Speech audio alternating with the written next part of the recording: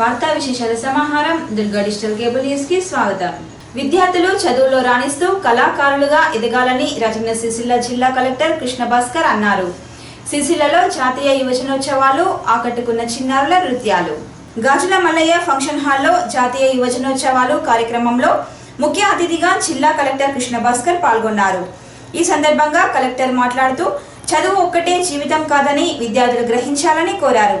చదువుతో పాటు ఏదైనా ఒక క్రీడలో లేదా కళారంగంలో సాధన చేయాలని అన్నారు. యువజనోత్సవాల సందర్భంగా వివిధ పాఠశాలల విద్యార్థులు సాంస్కృతిక కార్యక్రమాలను నిర్వహించారు. సాంస్కృతిక సారథి కళా బృందం కార్యక్రమాలు విశేషంగా ఆకట్టుకున్నాయి. ఈ కార్యక్రమంలో ఎం నారాయణ, రాధేశ్యాం, ఎల్లపోశెట్టి, ఆకునూరి దేవయ్య, నిర్వాహకులు అనిల్ కుమార్, ఆర్ వెంకటేశం, యువజన నాయకులు సోమినేని బాలు, భూమిరెడ్డి, సాంస్కృతిక సారథి కళాకారులు ఎడ్మల శ్రీధర్ రెడ్డి, గుజ్జె నామదేవ్ తదితరులు పాల్గొన్నారు.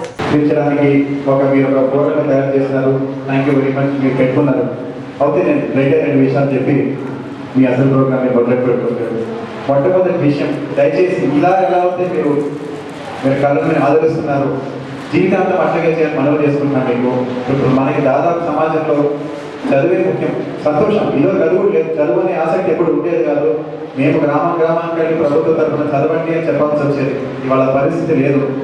చదువు నుంచి భవిష్యత్తుకి దారి ఉందని అందరిలో మనసులో వచ్చింది కాబట్టి చదవాలని మనం చెప్పే అవసరం లేదు ప్రభుత్వ తరఫున. కాకపోతే కొంచెం మరి అక్కడ కూడా వెళ్ళినట్టు కాబట్టి కొన్నిసార్లు అనిపిస్తున్నాం. పొద్దున 8కి స్కూల్కి వెళ్ళి రాత్రి 8:30 లేకపోతే రాత్రి 7 వరకు అక్కడ క్లాసులు చెప్పుకొని అక్కడ ఇంటికి వచ్చి మళ్ళీ 2-3 గంటలు హోంవర్క్ చేసుకుని ఇంకా 2-3 సంవత్సరానికి చేశాక చాలా మంది పిల్లల్లో ఇదేనా జీవితం అనే ఒక నిష్ఠూరం చాలా మందిలో వస్తుంది, నిరుత్సాహం కూడా. దాన్ని రాకుండా మనం కాపాడుకోవాలి. దయచేసి చదువు మీదే మీరు మనసు పెట్టుకుని మీరు మర్చిపోకూడదని మనవి చేస్తూ మీకు శుభాకాంక్షలు తెలియజేస్తున్నాం.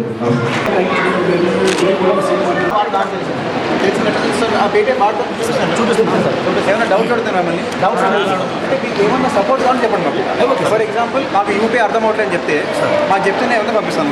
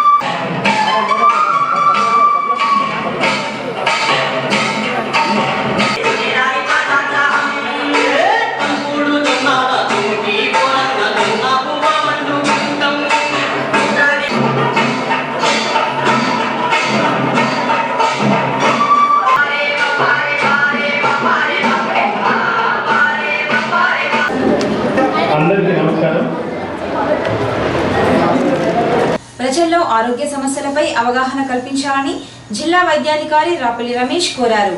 చేనేత వస్త్ర వ్యాపార సంఘ భవనంలో మహిళా ఆరోగ్య సంఘం సదస్సు జరిగింది. గర్భవతులకు ఆరోగ్య సమస్యలపై ప్రత్యేకంగా శ్రద్ధ తీసుకోవాలని కోరారు. వారి సంపూర్ణ ఆరోగ్యం కోసం పలు సూచనలు చేశారు. కార్యక్రమంలో మున్సిపల్ కమిషనర్ సుమన్ రావు, రవీందర్, ప్రసాద్, రాజమణి, పలువురు స్వశక్తి సంఘాల మహిళలు, ఆశా కార్యకర్తలు పాల్గొన్నారు. వారికి ఏమైనా సమస్యలు ఉంటే హాస్పిటల్లో తీసుకెళ్ళడము, ఇటువంటి అంగన్వాడీ టీచర్లు వాళ్ళతో కలిసి వర్క్ చేయాలని చెప్పడం జరిగింది. వాళ్ళకు గర్భిణీలుగా ఉన్న వాడికి ఎటువంటి ఆహారం తీసుకోవాలి ఇటువంటి విషయాలు కూడా చెప్పడం జరిగింది మీటింగ్.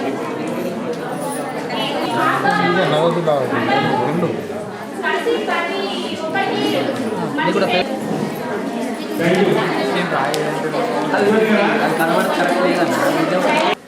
ఈఓటీగా భావించుకోవాలి. ఎందుకంటే అందరికీ కలిపి హైదరాబాద్లో ట్రైనింగ్ కూడా చాలా కష్టం.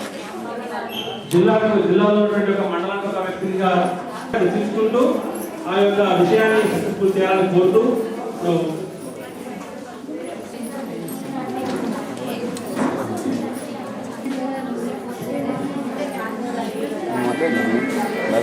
హెల్త్ మిషన్ కింద సిరిసిల్ల పట్టణం ఒకటే మనకు పెద్మాపల్లిలో వేమలవాడ సిరిసిల్ల 2 వస్తాయి. కానీ దీనికి 50,000 పైన. దానికి వచ్చేసి మాస్ కమిటీ మీటింగ్ ప్రతి నెల సమాఖ్య మీటింగ్ కాకుండా సపరేట్గా మాస్ నుండి 100 కుటుంబాలు ఉంటాయి కదా. ఆ కుటుంబాలలో గర్భిణీ మహిళలు ఎంతమంది ఉన్నారు, ఎంతమంది డెలివరీ అయ్యారు, వాళ్ళ పిల్లల ఆరోగ్య ఆశా వర్కర్లు, తర్వాత మన మాత్రమే మన హెల్త్ సిఆర్పీలను పెట్టుకోవాలి. ఆశాలు ఉన్న దగ్గర ఆశాలనే ఈ అవకాశం ఇచ్చినారు.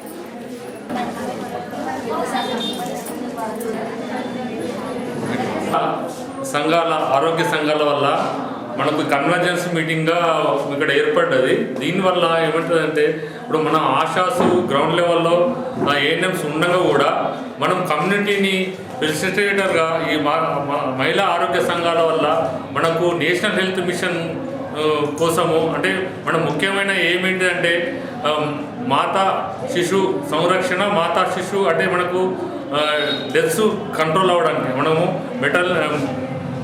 మెటర్నల్ మోర్టాలిటీ రేట్ తగ్గియడము, ఇన్ఫాంట్ మోర్టాలిటీ రేటు తగ్గియడము మన యొక్క ముఖ్య ఉద్దేశం.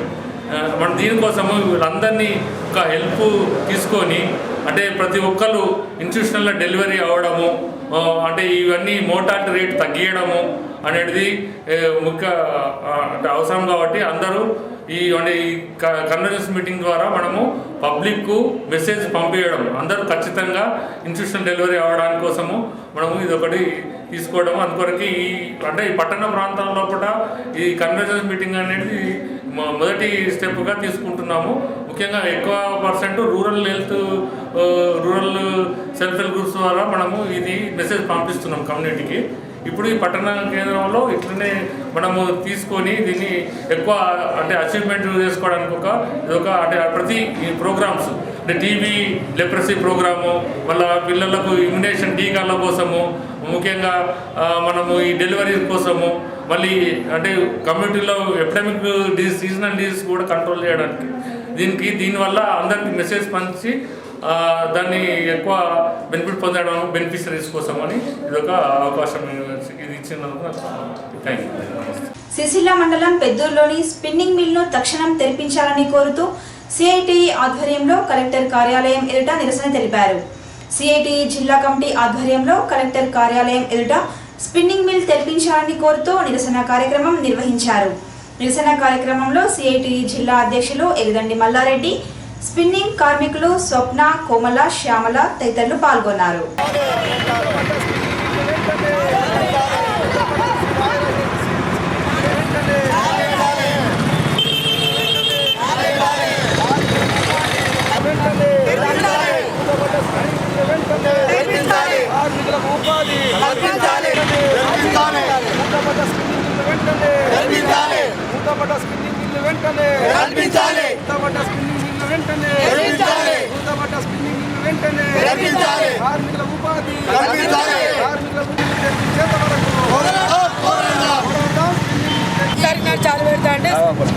రాజన్న సిరిసిల్ల జిల్లాలో ఉన్న ఏకైక పెద్ద పరిశ్రమ అయినటువంటి శ్రీ రాజరాజేశ్వరి స్పిన్నింగ్ మిల్లు మూతబడి ఇప్పటికీ ఎన్ని మాసాలుగా వస్తూ ఉన్నది. ప్రభుత్వం ఎలాంటి ఆ మిల్లుపై చర్యలు తీసుకోలేదు. దాని మీద ఎన్నో ఇళ్ల సంది అందులో పనిచేస్తున్నటువంటి కార్మికులు సుమారు 400 మంది కార్మికులు ఈరోజు రోడ్డున పడే పరిస్థితి నెలకొన్నది. వాళ్ళకు వేరే పని చేసే పరిస్థితి లేరు. ఆ స్పిన్నింగ్ మిల్లు చాలా అయితేనే వాళ్ళకి ఉపాధి దొరికే అవకాశం ఉంది. ఇప్పుడు పని లేకపోవడం, వేరే పని లేకపోవడం వలన వాళ్ళు ఇప్పుడు బస్తులు ఉండే పరిస్థితులు ఉన్నాయి. వాళ్ళకు పిల్లలు చదువుకున్న ఫీజులు కట్టలేని పరిస్థితిలో వాళ్ళు ఈరోజు కార్మికులు ఉన్నారు. యజమానిని అడిగితే మేము నష్టాలు ఉన్నాము, మాకు గిట్టుబాటు ధర లేకుండా వలనే మేము మిల్లు బంద్ చేసే పరిస్థితి ఉంది. ప్రభుత్వం మాకు ఎలాంటి సహాయం చేస్తారని యజమాని చెప్తా ఉన్నది. ఇంత రాజన్న జిల్లాలో ఉన్నటువంటి ఏకైక మిల్లు ఏదైతే ఉందో దాన్ని పునరుద్ధరించి కార్మికులకు ఉపాధి చూపించేటువంటి అవసరం ప్రభుత్వానికి ఉంది.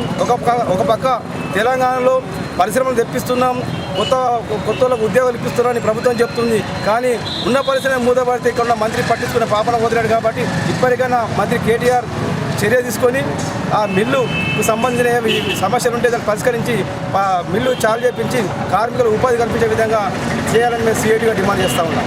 సిరిసిల్ల జిల్లాలో పెద్దూరు స్పిన్నింగ్ మిల్లు మూతబడి గత సంవత్సర కాలం అవుతుంది. సంవత్సర కాలం నుంచి ఎన్నోసార్లు వినతి పత్రాలు ఇవ్వడం జరిగింది. అగదెరుస్తామని ఇంతవరకు కూడా స్పిన్నింగ్ మిల్లు చాలు చేసిన పాపాన పోలేదు.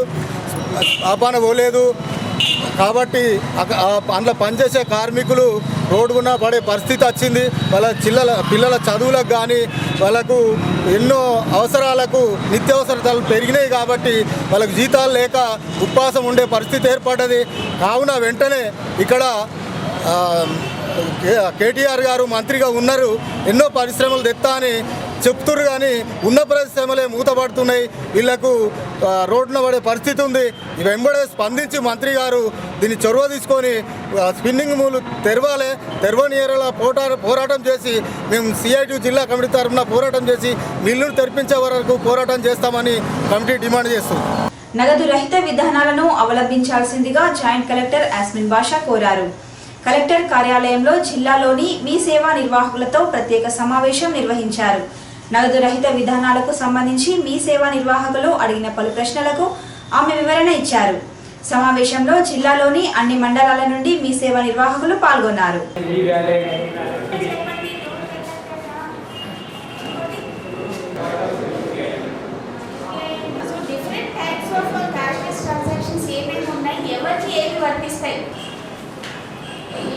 Most of the services that we are talking about are of huge number. Lakhs maybe more than 10 lakhs aina 2 lakhs above transaction ani RTGS lo chestam. It doesn't need any mobile network. It can be used by an ordinary. So ఇది ఎవరికి link చేయొచ్చు మనం phones internet connectivity ఇవి ఏవైతే facilities ఉన్నాయో మనకి cashless transactions ఏంటంటే because you know with services ఏరియాని బట్టి కూడా సర్వీసెస్ ఉండొచ్చు ఉంటాయి కూడా ప్రజలకి చెప్పగలగాలి. అవునా కదా? అన్ని చెప్పి లాభం లేదు. వాళ్ళకి అవగాహన కల్పించడానికి వీలవుతుంది, తర్వాత వాళ్ళని యూస్లో కూడా తెచ్చుకోవడానికి యూజ్ అవుతుంది. ఇప్పుడు సాధారణమైన ఒక లేబర్కి మీరు ఆర్టీజీఎస్ గురించి చెప్పాల్సిన అవసరం లేదు. అవునా కదా? జస్ట్ ఇంట్రడక్షన్ ఇవ్వడంలో తప్పలేదు. కానీ ఆర్టీజీఎస్ ఎవరికి చెప్పాలి? ఎవరైనా మీడియం స్థాయిలో ఉండే బిజినెస్ పర్సన్కి, దానికన్నా పై పడిన మంచి బిజినెస్ వాళ్ళకి మనము ఇతర ఫర్ ఎగ్జాంపుల్ ఆర్టీజీఎస్ గురించి అయినా ఎన్ఈఎఫ్టీ గురించి అయినా ఇవి చెప్పడానికి వీలవుతుంది. అదే చిన్న లేబర్ ఉన్నారు, రూరల్ ఏరియాస్లో ఉన్నారు, చిన్న స్మార్ట్ ఫోన్ లేని వాళ్ళు ఉన్నారు, మామూలు ఫోన్ ఉన్న వాళ్ళకి ఏ విధంగా మనం ప్రమోట్ చేయాలి? కూడా కాదు, ప్యానిక్ సిచ్యువేషన్ క్రియేట్ అయ్యే అవకాశం ఉంటుంది. That is the most important. అవి చెప్పగలగాలంటే first you need to have a complete idea. మీ అందరికీ కూడా అనేది కాదు, నిదానంగా అన్ని స్మార్ట్ ఫోన్స్ అయినా మొబైల్ ఫోన్స్ అయినా మన ఇండియాలో ప్రతి గ్రామీణ ప్రాంతంలో కూడా చాలా మంచిగా యూజ్ చేసే కెపాసిటీలో ప్రజలు వచ్చారు ఇప్పటికి. సో ప్రాబబుల్లీ దిస్ మార్ప్ అనేది క్యాష్ నుంచి cashless transaction it will take some time, but it is not impossible. Please understand this. మన వాళ్ళకి ఎక్కడ అవుతుంది మేడం, వాళ్ళకి ఏమర్థం అవుతుంది అనేది కాదు, నిదానంగా అర్థం చేసే బాధ్యత. ఎందుకంటే రాబోయే టైంలో మొత్తం క్యాష్లెస్ అయిపోతుంది ఎకానమీ. కాబట్టి వాళ్ళకి మెంటల్గా ప్రిపేర్ చేయడం, దానికి తగినట్టు వాళ్ళ మైండ్ సెట్ని మార్చడం అనే బాధ్యత మన పైన ఉంది. ఉందా లేదా? సో ప్రతి మీ సేవ టు స్టార్ట్ విత్ మన ముందు వేరే వాళ్ళకి చెప్పే ముందు మన అమలు చేయాలి. ఆల్ మీ సేవా సెంటర్స్ ఫస్ట్. మీ దగ్గర చాలా మంది వస్తూ ఉంటారు కాబట్టి ప్రతి ఒక్కరికి ఈ మోడ్స్ ఆఫ్ పేమెంట్స్ గురించి, క్యాష్లెస్ మోడ్స్ ఆఫ్ పేమెంట్స్ గురించి ఎక్స్ప్లెయిన్ చేయడం, ఫస్ట్ మీరు అమలు చేయడం. వాళ్ళ దగ్గర క్యాష్ తీసుకుంటారు కదా మీరు, ప్రతి please take it as cashless mode. అలా మీరు first unit start at your level before preaching. ఎవరో పెద్దలు అన్నారు, బిఫోర్ ప్రీచింగ్ అదర్స్ ఫస్ట్ మనం అమలు చేయాలి. అది వేరే వాళ్ళకి చెప్పాలి.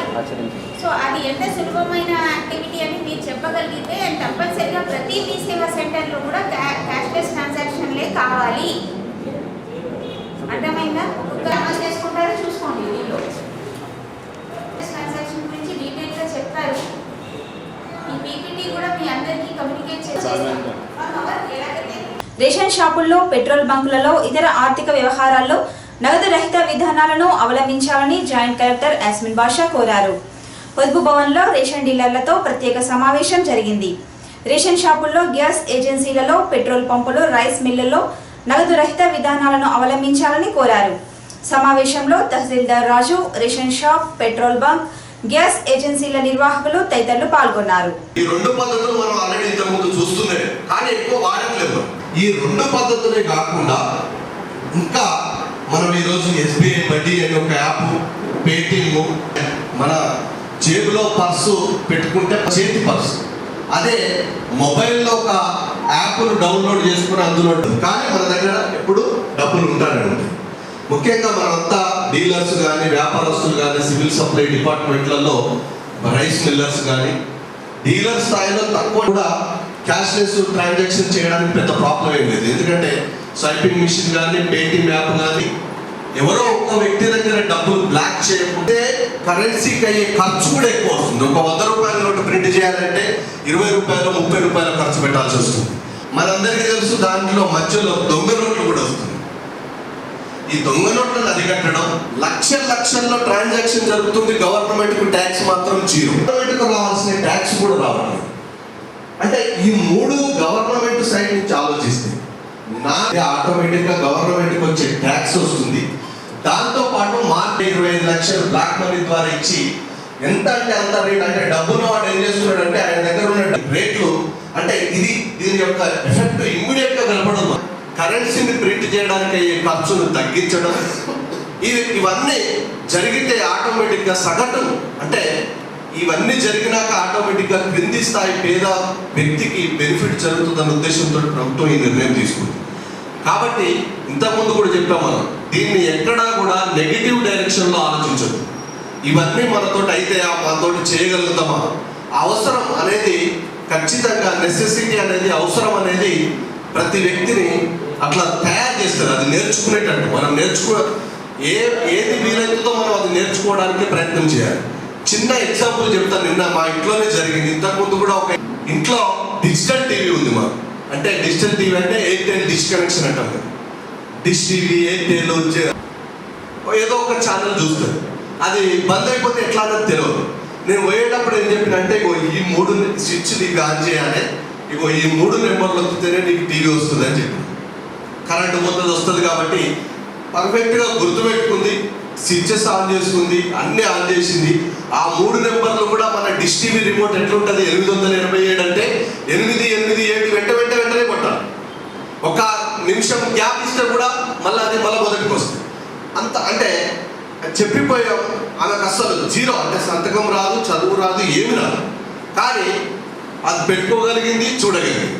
ఆమెకు ఫోన్ కూడా ఎట్లా ఆపరేట్ చేస్తుందంటే, ఇంతకుముందు చెప్పినట్టు 1వ నెంబర్ కొడితే మా అబ్బాయికి పోతుంది, 2వ నెంబర్ కొడితే మా అమ్మాయికి, 3వ నెంబర్ కొడితే మా బ్రదర్కి, ఇట్లా ఒక 6-7 నెంబర్లు ఫీడ్ చేస్తుంది ఫోన్లో కూడా స్పీడ్ అయ్యి. అంటే ఇది ఎందుకు చెప్తున్నానంటే అట్లాగా అవసరం ఎప్పుడైతే వస్తుందో దానికి తగ్గట్టుగా మనం నేర్చుకునే పరిస్థితి కూడా వస్తుంది.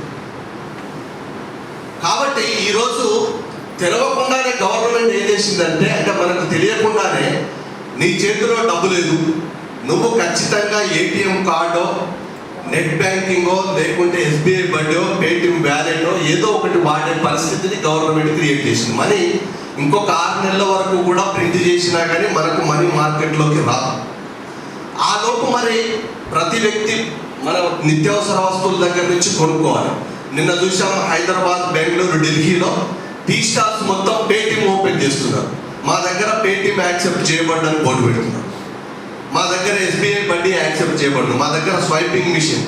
ఇంకా ఇప్పుడు టెక్నాలజీ ఇంప్రూవ్మెంట్ జరిగి ఏం చేస్తున్నారంటే ఆధార్ ఎనేబుల్డ్, అంటే స్వైపింగ్ మిషన్లోనే ఆధార్ నెంబర్ కొడితే మన ఫింగర్ ప్రింట్ స్కాన్ చేయగానే నీ బ్యాంక్ అకౌంట్ ఓపెన్ అవుతుంది. వాళ్ళకు సంబంధించిన అమౌంట్లో డిపాజిట్ చేయడం. మీరు ఈరోజు బయట పోయి ఎవరన్నా జియో సిమ్ క్రియేట్ అయ్యింది కాబట్టి మనము ఇవి నేర్చుకోక తప్పదు. నేర్చుస్తున్నాయి అవి వాడండి. చదువు రాని వాళ్ళ జనశ్రీ భీమా సేవలను పట్టణంలోని చేనేత జౌళి శాఖ జిల్లా కార్యాలయంలో అందించనున్నట్లు ఏడీ అశోక్ రావు తెలిపారు. సమావేశంలో అశోక్ రావు మాట్లాడుతూ మున్సిపల్ కార్యాలయంలో కొనసాగిన జనశ్రీ భీమా కార్మికులకు చేరువ చేసేందుకు జౌళి శాఖ కార్యాలయానికి మార్చినట్లు తెలిపారు. అనేక ప్రయోజనాలున్న జనశ్రీ భీమాలో పరిశ్రమలోని అన్ని రంగాల కార్మికులు చేరాలని కోరారు. ప్రతిరోజు ఉదయం 10:30 గంటల నుండి సాయంత్రం 5 గంటల వరకు జౌళి శాఖ కార్యాలయంలో జనశ్రీ భీమా సేవలు అందించడం కోసం ప్రత్యేక విభాగం ఏర్పాటు చేసినట్లు తెలిపారు. ఈ వార్తలు ఇంతటితో సమాప్తం. నమస్కారం.